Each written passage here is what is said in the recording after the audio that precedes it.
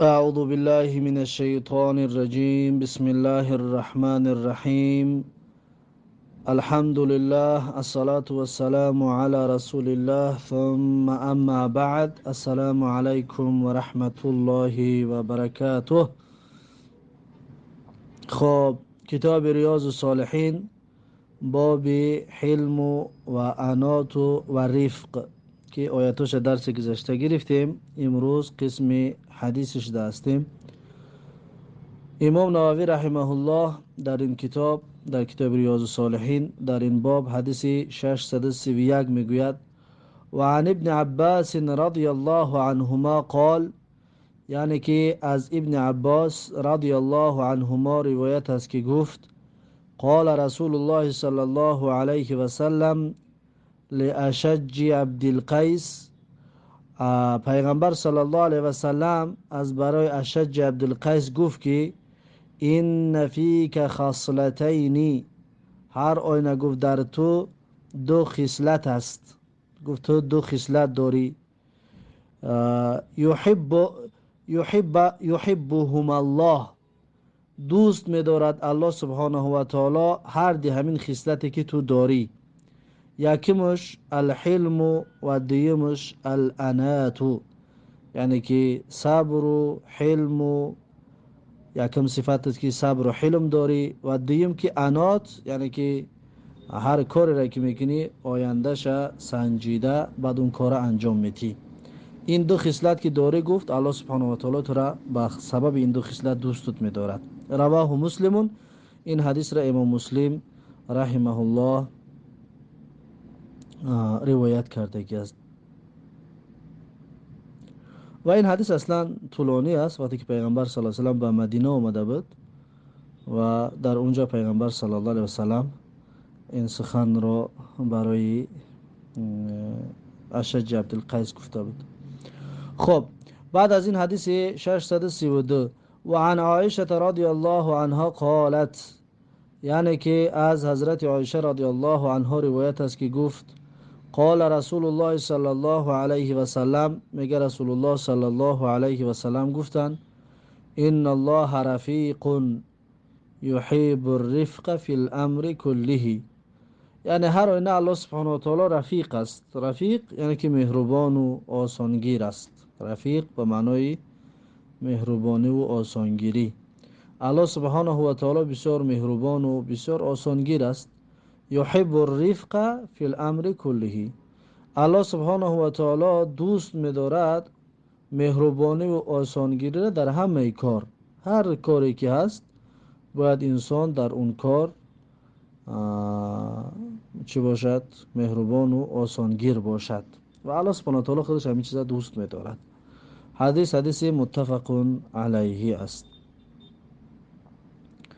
خب، بعد از این حدیث 633: و عنها، این از حضرت عایشه رضی الله عنها روایت است: ان النبی صلی الله علیه و سلم قال، هر اینو میگه پیغمبر صلی الله علیه و سلم گفت: ان الله رفیق یحب الرفق، هر اینو الله سبحانه و تعالی مهربان و آسانگیر است، دوست می‌دارد رفق را، مهربانی و آسانگیری را الله خودش با دوست می‌دارد، یعنی که دیگرها هم مهربان و آسانگیر شود، این را الله دوست می‌دارد.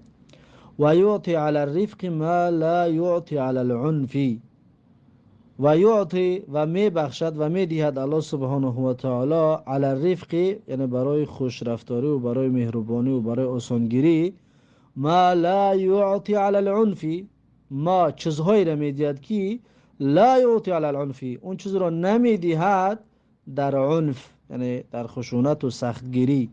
عنف یعنی خشونت، سختگیری و نامهربانی. در این الله سبحانه و تعالی اون اجر و ثواب نمی‌دهد. و ما لا یعطی علی ما سواه، و آن چیزی را که نمی‌دهد الله سبحانه و تعالی به غیر وی، یعنی که در رفق الله سبحانه و تعالی آنچنان اجر می‌دهد که در غیر رفق اون اجر پیدا کردن نمی‌توانی. و ما لا یعطی، و آن چیزی که نمی‌دهد علی ما سواه، یعنی به غیر رفق، در غیر رفق اون اجر و پاداش نمی‌دهد. رواه مسلم، این حدیث را امام مسلم روایت کرده است. بعد از این حدیث 634 و عنها، باز از حضرت عایشه رضی الله عنها روایت است، ان نبی صلی الله علیه و سلم قال، هر این پیغمبر صلی الله علیه و سلم گفت، ان الرفق لا يكون في شيء الا زانه.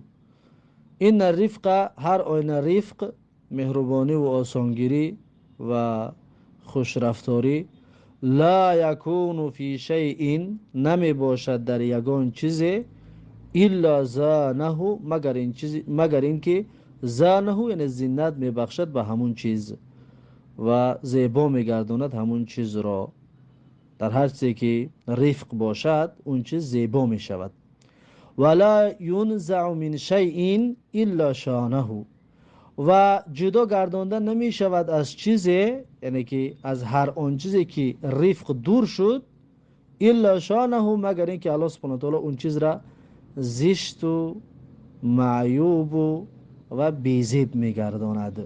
شانه یعنی که زشتش میگرداند، عیبدار و معیوبش میگرداند. رواه مسلمون، این حدیث را امام مسلم روایت کرده است.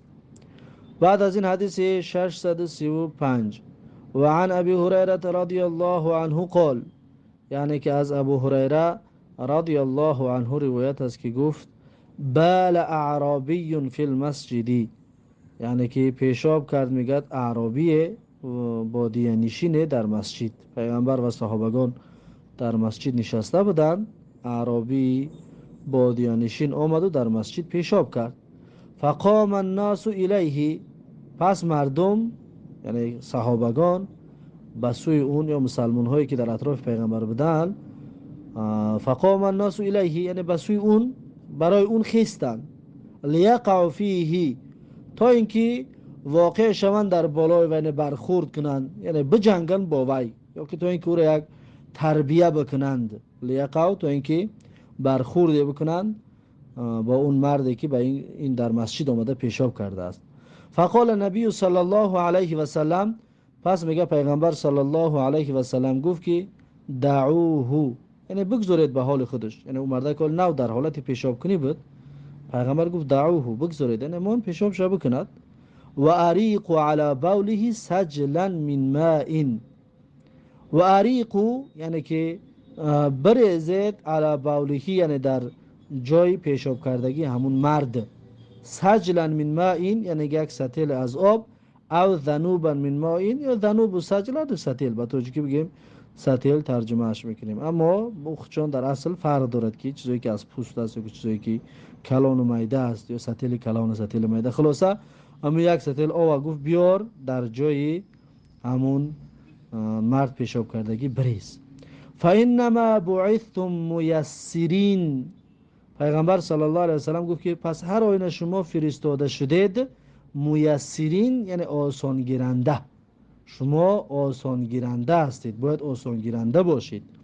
ولم تبعثوا معسرین، و فرستاده نشدید شما معسر یعنی سخت گیرنده، یعنی شما سخت گیرنده باید نباشید، یعنی آسان گیری کنید. این حدیث را رواه البخاری، و این حدیث را امام بخاری روایت کرده است. خب بعد از این حدیث 636 و عن انس رضی الله عنه عن النبي صلی الله علیه و سلم قال، یعنی که از انس رضی الله عنه روایت است از پیغمبر صلی الله علیه و سلم که گفت، یسروا ولا تعسروا، یعنی آسانگیری بکنید و سختگیری نکنید.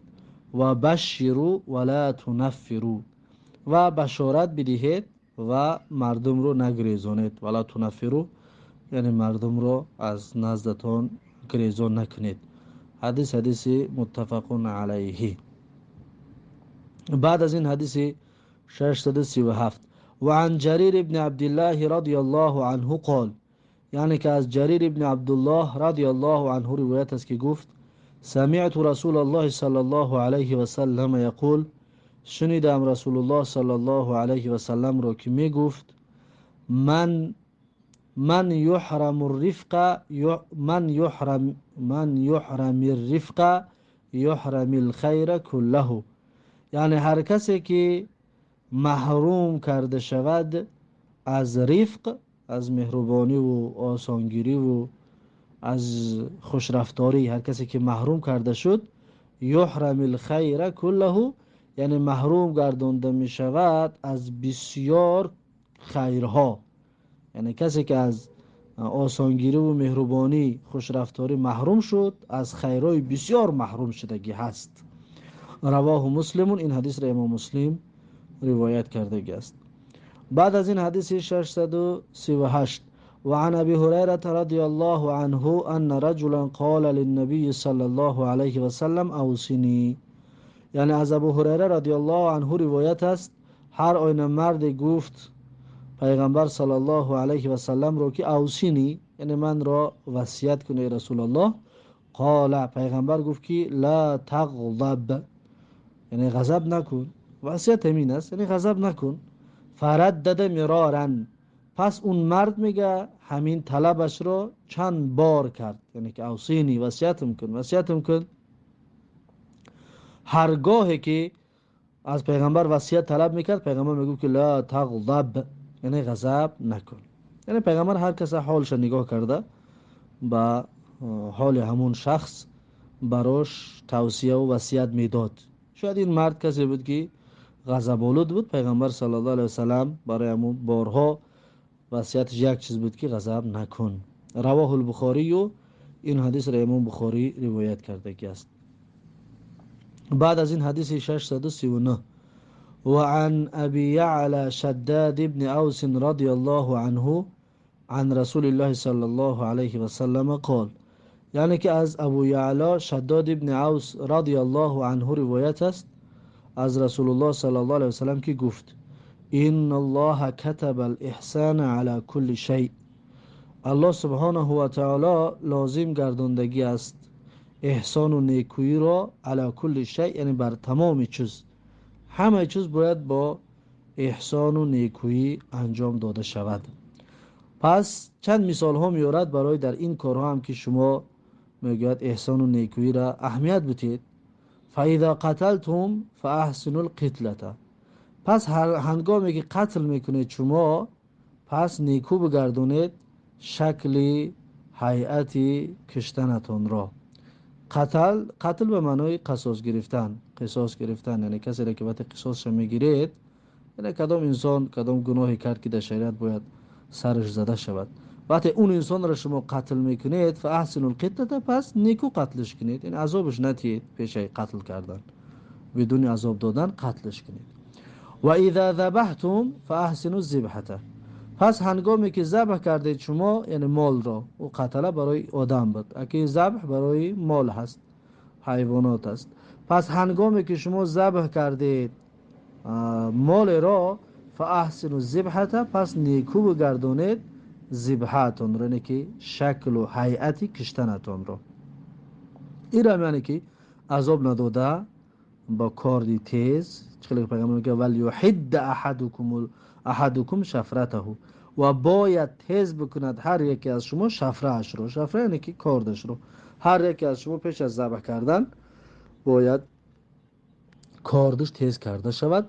ولیریح ذبیحته، باید آرامی ببخشد به ذبیحهش، به همون مالی را که ذبح کرده سه، با او آرامی ببخشد، یعنی کاردی تیز قطعی مکش زده می شود تا اینکه زودتر ببرد و بگه مال را عذاب نتی.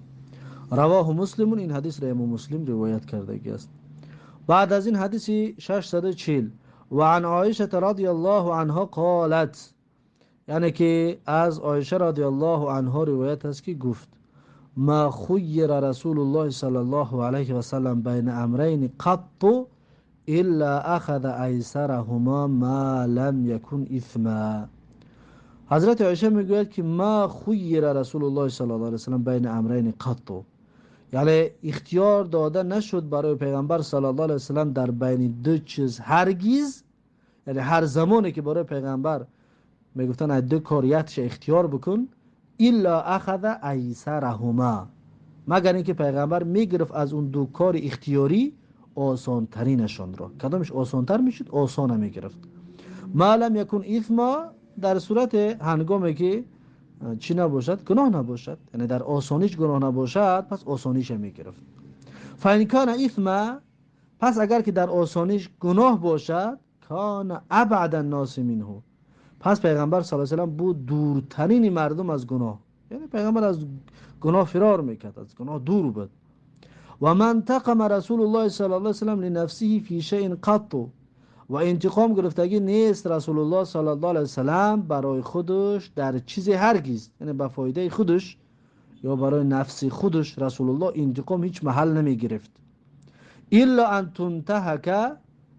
تنتهک حرمت الله، مگر اینکه شکسته شود یا پاره کرده شود حرمت الله، یعنی حرمت دین الله، حرمت شعارهای دین. اگر حرمت دین الله، حرمت شعارهای دین الله اگر که شکسته میشد، پاره کرده میشد، فینتقم لله تعالی، پس پیغمبر صلی الله علیه و سلم انتقام میگرفت برای الله. یعنی حق الله ضایع شده است، حق پیغمبر نیست.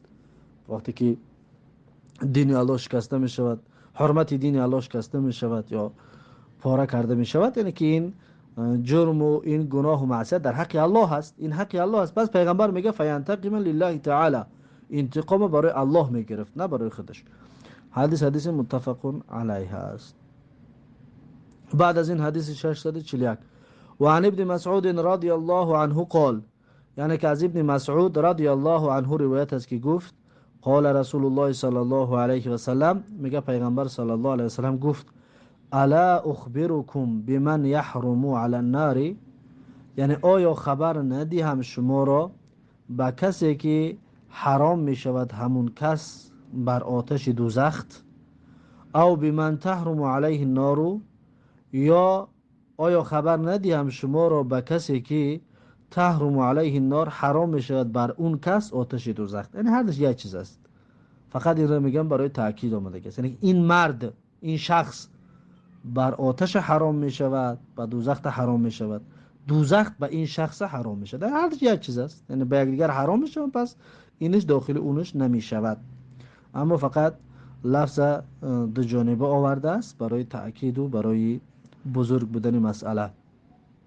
میگه که تحرم علی کل قریب حین لین سهل، یعنی حرام است آتش دوزخ برای هر قریب، یعنی برای هر قریب، یعنی هر کسی که با مردم نزدیک است، کسی که با مردم نزدیکی می جوید، با منفعت مردم کار می کند، اگر که گناه و معصیت نباشد، در پیشرفتی مردم سهم دارد، این قریب. حیین یعنی کسی که بسیار با وقار است، بسیار با وقار و بسیار با رفتار نیک است. لین بسیار ملایم است، فهمو؟ بسیار ملایم است، یعنی که کسی را آزار نمی دهد، یا که میتونه بگیم که خوب معامله دارد، در معاملش لین است، یعنی ملایم است، با ملایمی با مردم معامله میکند. سهلین یعنی آسانگیر است و حالت مشکلی در بین مردم دا بیفتد، مشکل مردم با آسانی حل میکند، یعنی که کار مردم با این که افتد، کار اونها را با آسانی حل میکند.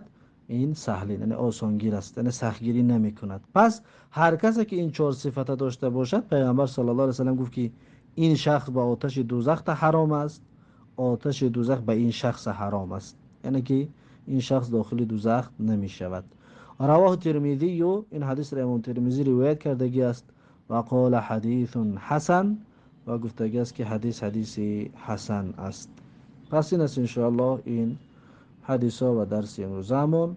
باب العفو و اعراض عن الجاهلین، باب در مسئله بخشش و روی گرداندن از انسان‌هایی که جاهل و انسان‌هایی که به معلومات هستند. این باب انشاءالله درسی آینده. بارک الله فیکم و جزاکم الله خیرا و السلام علیکم و رحمت الله و برکاته.